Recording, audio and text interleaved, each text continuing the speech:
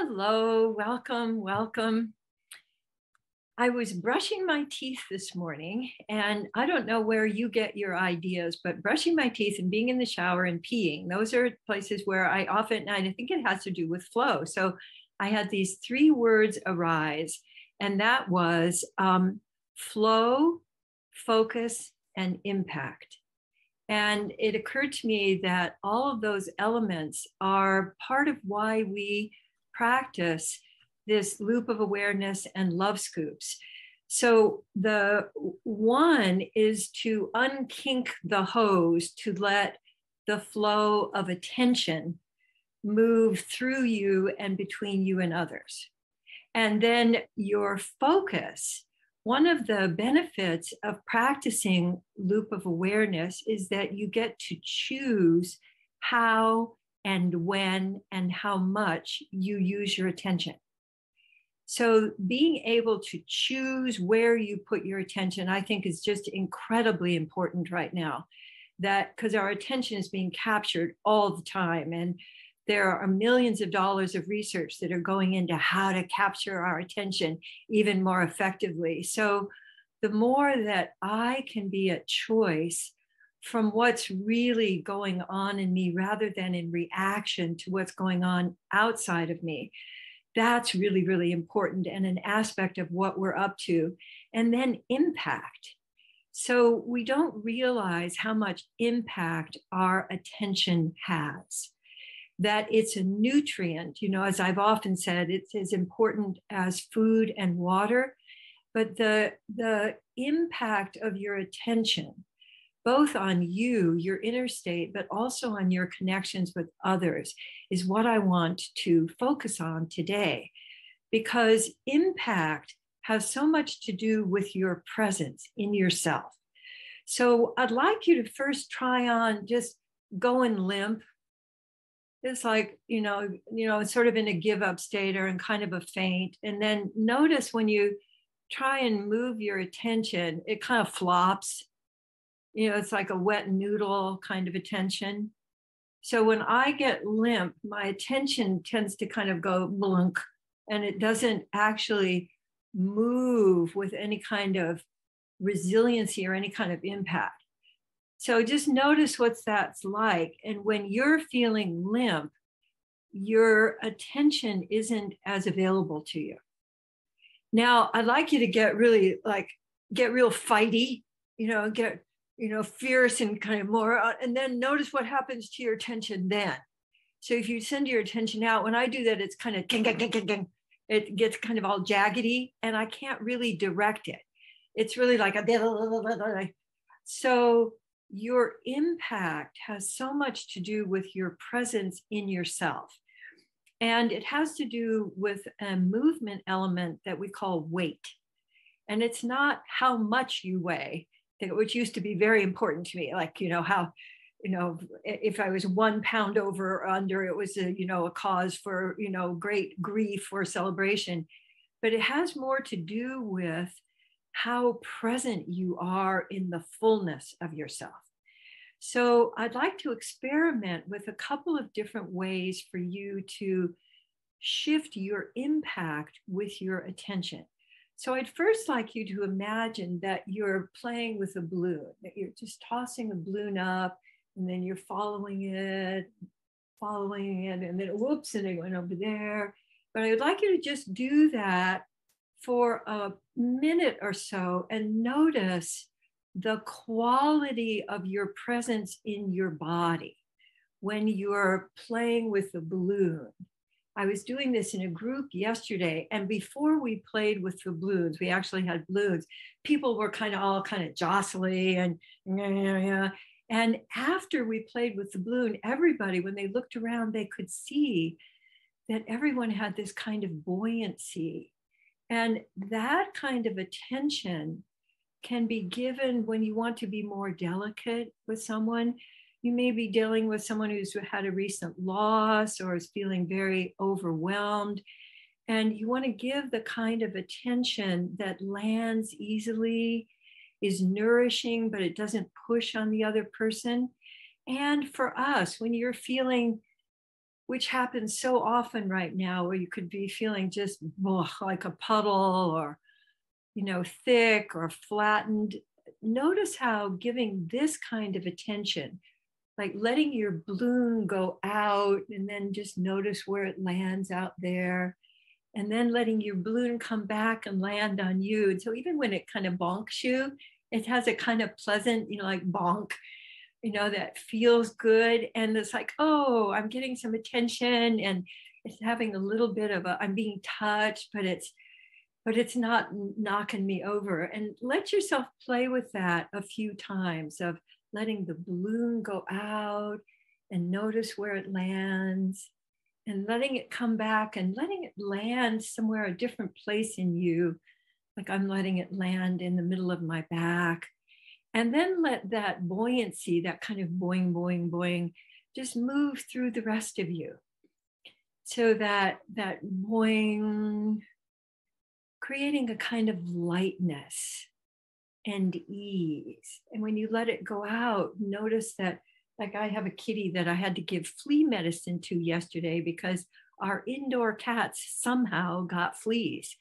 I don't know how that happened, but this happened last year. So I gave her flea medicine. And so she's down on the floor here in a deep kind of trance, because it's, it is icky stuff, but it's really the only thing we know to use. And so I'm letting my attention land on her with this just kind of delicacy, because she's down in a healing snooze here. But she can also hear my voice. So my voice, your voice can also have that kind of like a balloon, that lightness. So let yourself just practice that with you of, let me have a little water, of creating a kind of a or a boing, boing, just with your voice, creating kind of with that kind of a balloon toss. And then take a moment and notice how you feel. If you've created more lightness, more ease, more flow in you with that particular move. And all you're changing is your experience of your weight. So if you're wanting to have someone, you want to make a suggestion, you want to be with someone who's experiencing something unexpected, those are some of the times when you might want to use your attention in that way. And one other way you can use is letting it surround. So sending the balloon out and then around, so that kind of fluffing and buoyancy goes around, and then let it come back to you and around you. So that delicacy is something that we don't have access to when we're scared, because we get either frozen or we flee or we faint. But being able to use your attention that way is so valuable, I think, especially right now, because when you meet somebody, you're seeing somebody, you don't know what's going on in the background, what they've just experienced. And so I like to approach people with this kind of delicacy, but also presence, because I'm very clearly here, but I'm not over there. I'm here and extending attention. So that's one thing I wanted to have us play with today, that I'd love to have you take through the week. And then I'd like you to imagine, have you ever worked with those medicine balls in the gym? They're heavy and they make a big thunk when you, and that's part of what you're supposed to do, is throw them down, and they make this big thunk, and then you pull it, and then you thunk it again. So I'd like you to imagine first lifting that kind of a ball and feeling it has substance and it takes some energy to lift it. And then let yourself thunk it, that kind of thunk, because sometimes you want your attention to be really thunk, pay attention, or stop, or, don't go there. Someone's about to step into, or run into something. You want to have access to using your attention with a lot of strength. So I'd like you to, and you probably have places where you'd like to send the medicine ball. So I'd like you to pick up the medicine ball of your attention, and I'd like you to whoo, send it out there to really have impact out there in the world. And then I'd like you to let it come back next to you. Don't send it right into you. I'd like you to take it back like right next to you so that you can feel the oomph of that. And then you can send it, pick it up and send it out again with a big oomph, accessing your strength of your attention. As parents, those of us who are parents, how to do that, like that directing of attention, like, but that often leads to a kind of blame state where you're going to, no, don't do that. But when you really just want to have your attention be to disrupt, it's very effective. So letting that ball of attention come back, boom, right next to you. So you have it on one side of you, and then you can have it on the other side of you. So you've got you have your warrior attention on both sides of you, assisting you and supporting you to feel that oomph. And I want to find out if you would be willing to use your oomph when it's needed.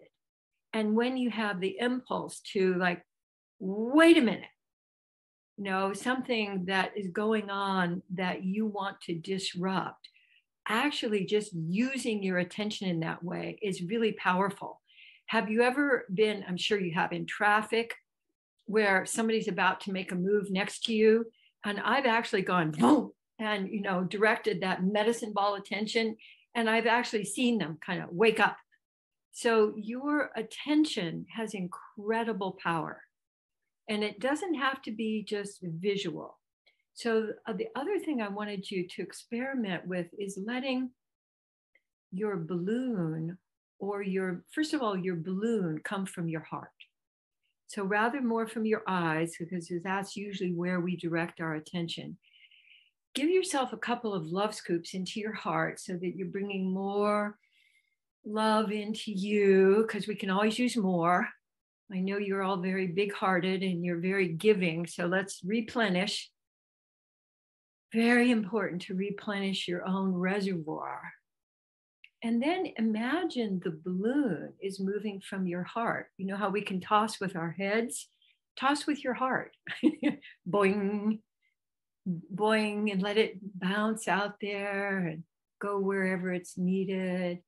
And then you can let the heart that's in the world everywhere bounce that back to you and let it land anywhere in you that you wanted.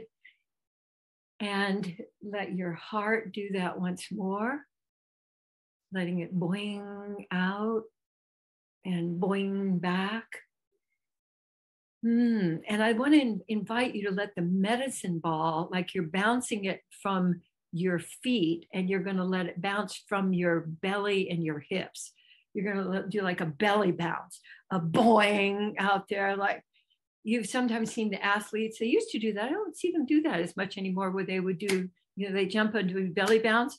So let yourself do a love belly bounce with the universe or with your neighbor or me, my kitty. So letting that bounce out from your belly and boing out into the world. Here I am, and I'm going to make a difference. And then, of course, the world is going to boing back and go, okay, all right, you want to play boing? Here you are. So letting yourself have that range of soft and strong for your attention, and letting that come from your heart and from your belly is the practice that I want to invite you into for today.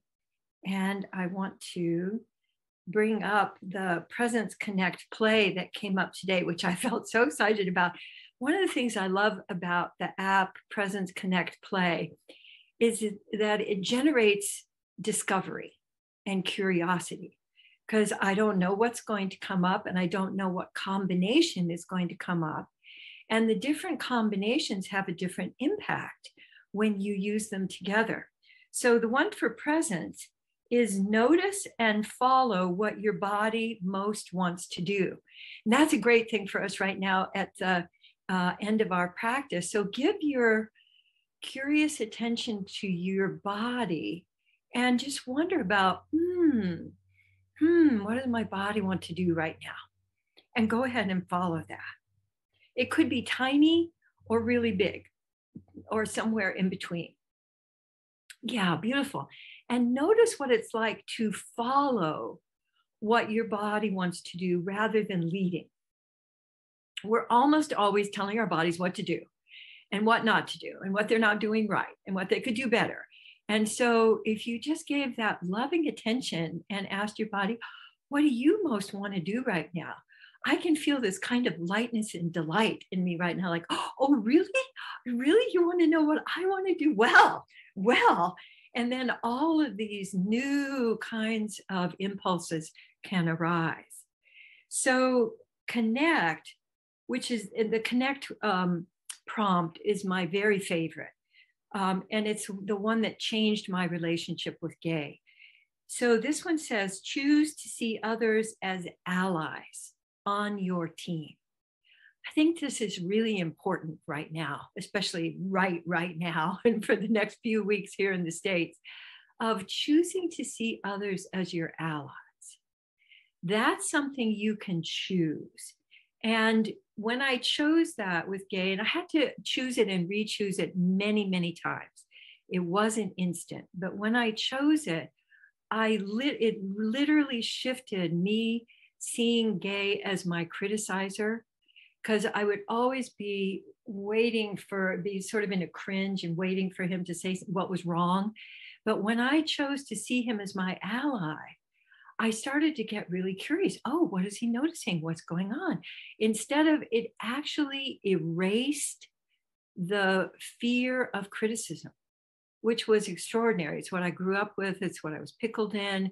So these prompts can be incredibly powerful. So that's the one for connecting. And you can imagine how if you're seeing others as your allies, they're going to get that because your attention and intention is palpable.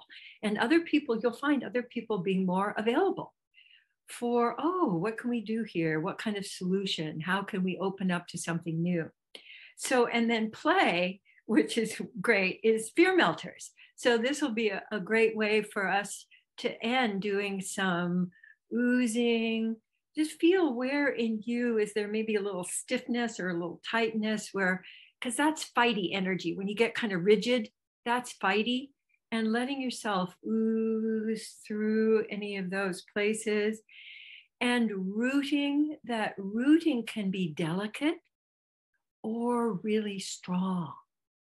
So you can send your roots down and finding those little openings that you can connect and feel that deep nourishment of the ground.